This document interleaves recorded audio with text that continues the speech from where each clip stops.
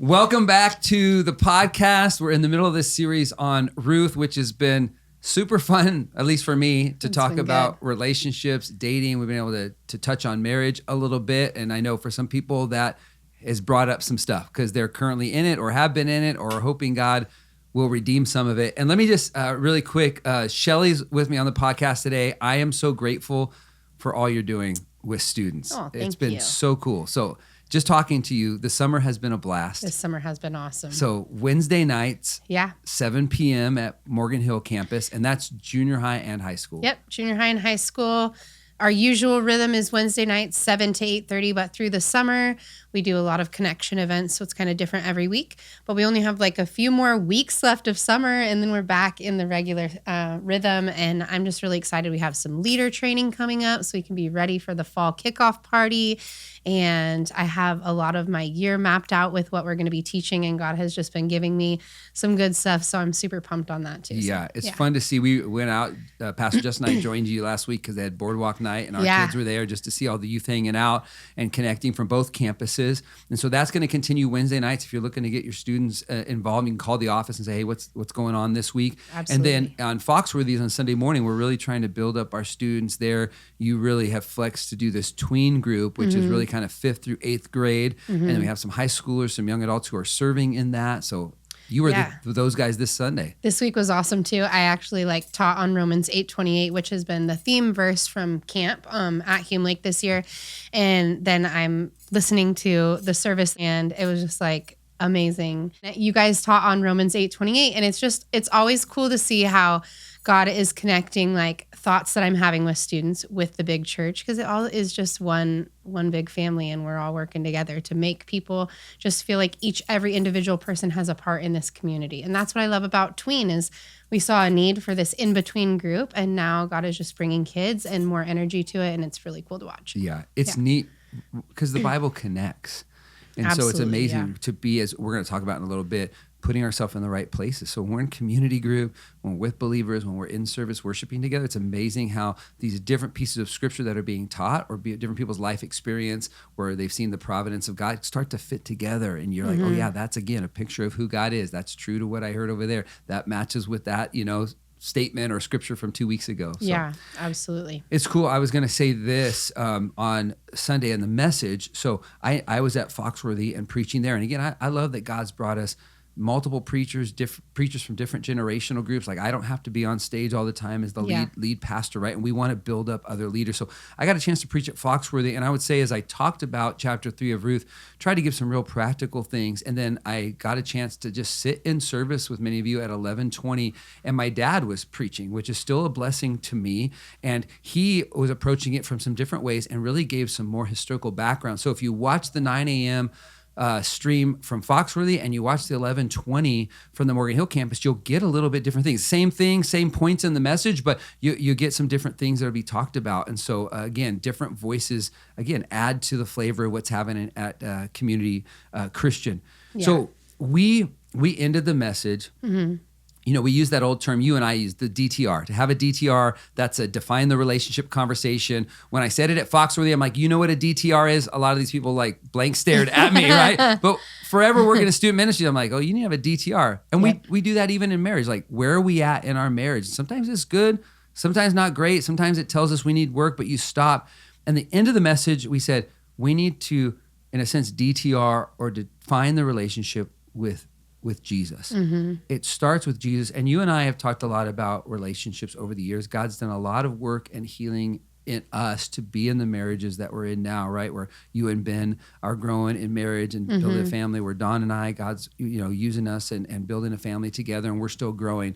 But let's talk about, it starts with the foundation of Jesus. And so before you and Ben got married, you've told me and you don't have to share all the detail. I'm not looking for you to have to share all the details here. But here we go. Here we go. Let's just get it out. All the Shellie stuff.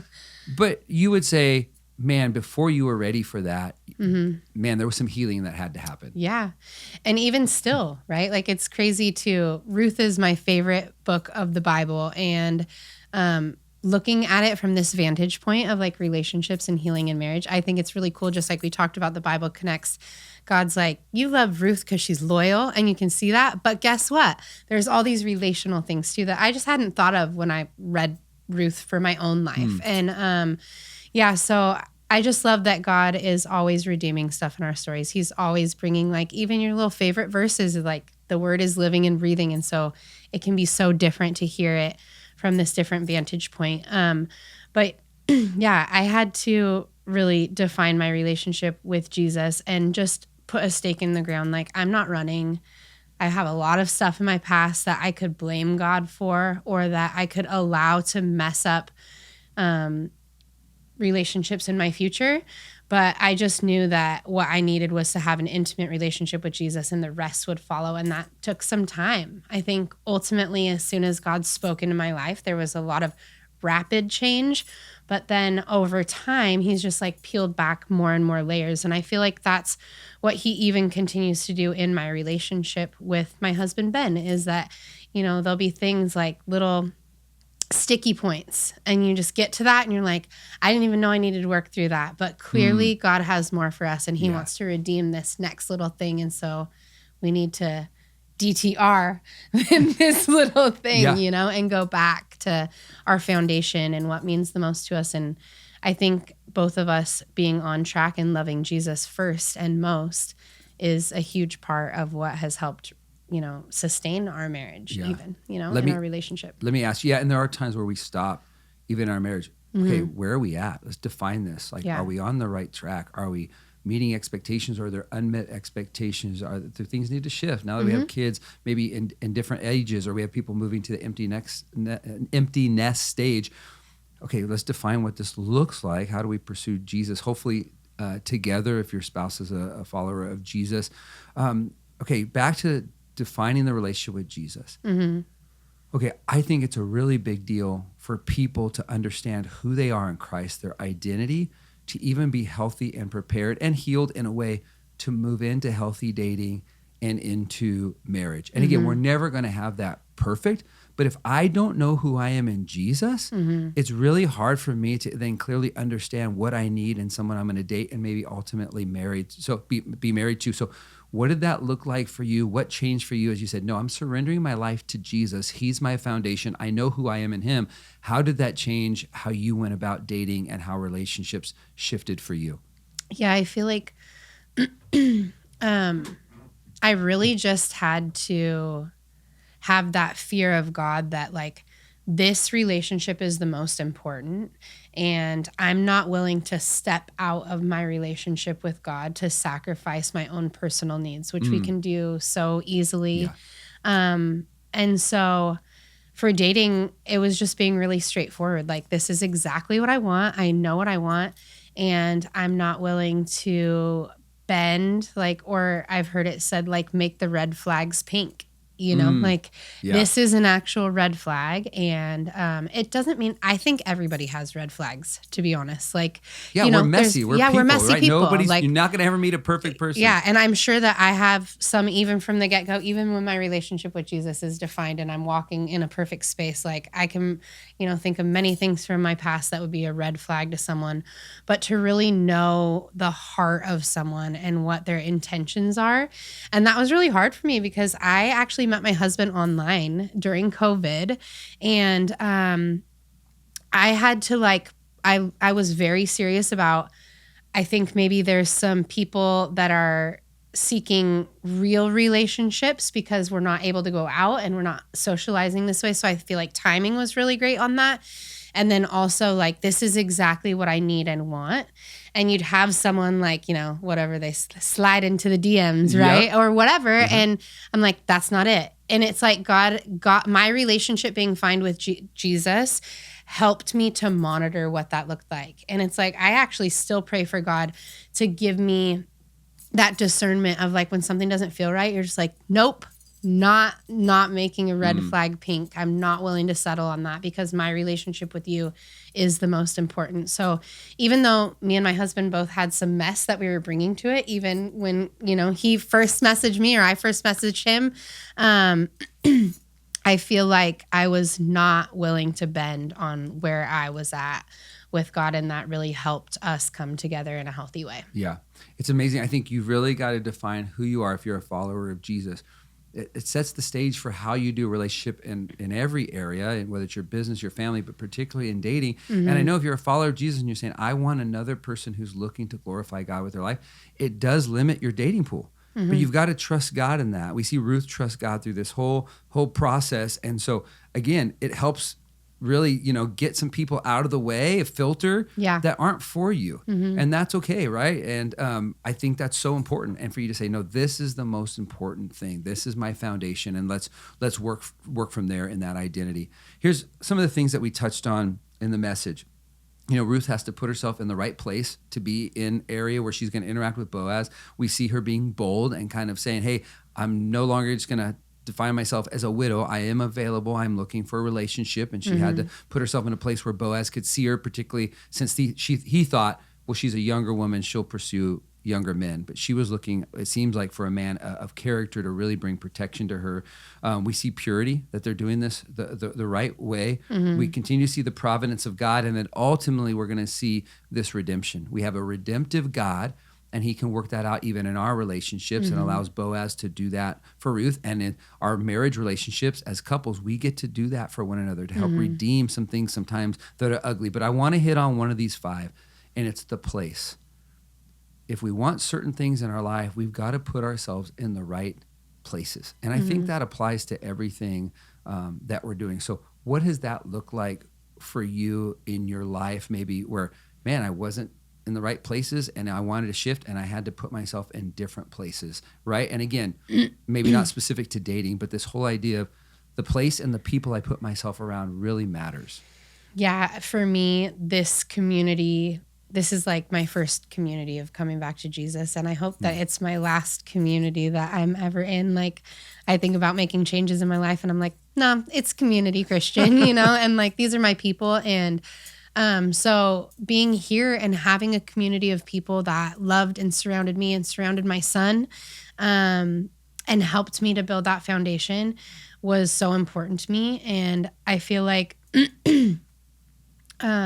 it was a place that I was able to bring Ben to also, because Ben has a relationship with church. He's been in church his whole life. But when we met dating, he had just gotten out of a pretty abusive relationship. And, he, I think, could have met a lot of different people. And so, and being online too, like having that filter, I don't know that that's what my husband was seeking after when he was in the place that he was in. And so he was like, hey, this is my story. This is what I'm going through. And I was like, you need to come to church. You need to be in church with me. I have this awesome community of people. Come check us out. And so bringing him into that. And then he just, because of the places I had been asked to step into ministry a little farther. Like, I've just seen God say, okay, I'm going to use you this way. And since I have come here a few years back, I want to give Jesus my best yes, but I've honestly just been saying yes. Like, if something comes up and I know I can step into a place, then it's yes. And maybe there'll be a time where I need to filter some of that back. But right now it's just been, there's so much redemption needed, so many things needed, that I've just been saying yes to the things that God gives me, even when they're not the most comfortable things for me to do, or I feel unqualified, because I'm reversing some of that, my identity in Jesus, defining my relationship of who he calls me, because I allowed lies to fill my mind of who I am, and then just doing that alongside of my husband. And so my husband instantly just joined my ministry, and we started serving. I mean, he wasn't my husband then. He wasn't even my boyfriend. I was like, come to church first.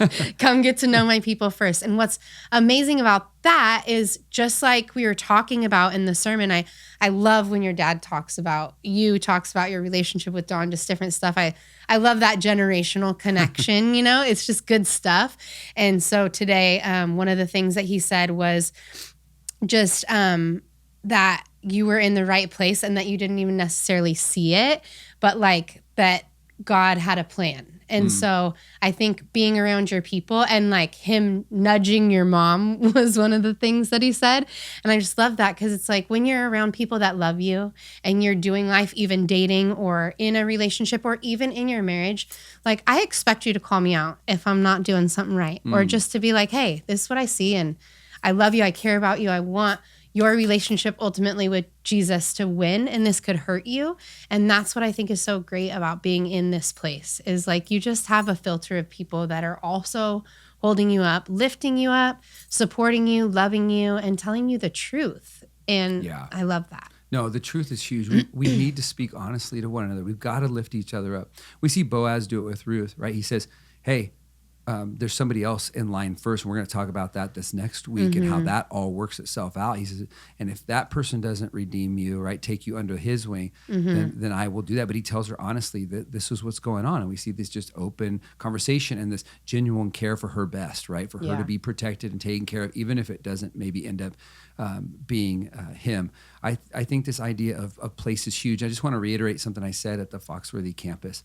Again, if we're going to pursue godly things, we've got to put ourselves around godly people. And so for the singles out there, if you want to meet someone who's a follower of Jesus, both online and in person, you got to put yourself in the right place. You need to be in place of worship. You need to be in community groups. You need to find single believers that are hanging out together. And that includes online. And you've got to define who you are. And I know that's going to limit some of the dating pool, but if you want to have a marriage where you have somebody who's also seeking the glory of God, you got to put yourself in the right place. We people in our church that are choosing to be sober, and they go to multiple AA or NA meetings a week because they're putting themselves around others who are saying, I'm choosing sobriety, right? And I this is big to me. Married couples, you need to be around other married couples who value the covenant of marriage, right? Like in our staff, right? We want to lift up each other's marriage. Marriage is hard enough. You don't need to be around people who are always talking bad about their spouse or about marriage or don't care if you guys make it or think it's just fun to have drama. No, you want people who want godly marriages that are full of life, that aren't just two roommates kind of making it through life together, right? So put yourself around the right people matters. So being in service, being in community group, finding people to serve with, even if you need to be in an AA meeting, if the right place might be counseling and with a therapist for you and your spouse, that might be what you need. But that is such a significant deal, being in the right place. I know when I've made significant mistakes in my life, when I've done some really dumb stuff, it started with not being in the right place and not with the right people. And that was still my choice. And I paid the consequences of that. So we get to choose. And some of you, even this week, need to say, I'm not going there anymore. I just don't need to spend that much time with those people, and you need to choose something else. God has a better place for you. So, Shellie, I appreciate, as always, just your honesty and openness and authenticity, even as we've seen the great work that he's done in you and Ben and the healing he's brought in your life and in my life in the past, so that Dawn and I could move into marriage relationship together. And so I'm just so grateful for you, and we're rooting for you, right? Whether you're single, you know, whether you're in the midst of dating right now or you're married, we're hoping good things for you, and hoping that you'll do it in a way that's glorifying to God. So hopefully we'll see you Thursday night or Sunday morning again coming this weekend. See you guys.